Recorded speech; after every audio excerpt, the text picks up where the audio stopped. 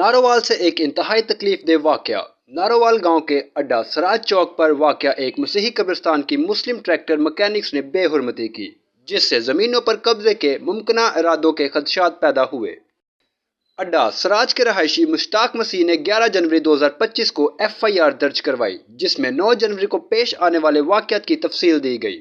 مشتاق مسیح کے مطابق دوپہر کے قریب ارشاد بٹ، دولت خان اور 3 نامعلوم افراد لوگوں نے اس کی افعالیت کو جانچنے کے بہانے قبرستان میں ٹریکٹر چلا دیا۔ اس عمل میں انہوں نے 4 سے 5 قبروں کو مکمل طور پر تباہ کر دیا۔ مشتاق مسیح اپنے بھتیجے اشتیاق یونس اور ایک اور فرد یعقوب دیوان کے ساتھ مجرموں کا سامنا کرتے ہوئے ان کے اعمال پر سوال اٹھاتے رہے۔ مبینہ طور پر مکینکس نے انہیں یہ کہتے ہوئے برخاست کر دیا کہ یہاں سے جاؤ اور جو چاہو کرو۔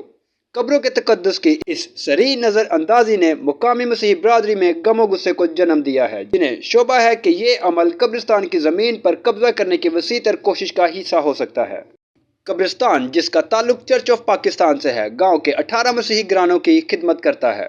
اس واقعے نے پاکستان بھر میں مسیحی قبرستانوں کی بے حرمتی اور تجاوزات کے بارے میں دیرینہ خدشات کو پھر سے جنم دیا ہے۔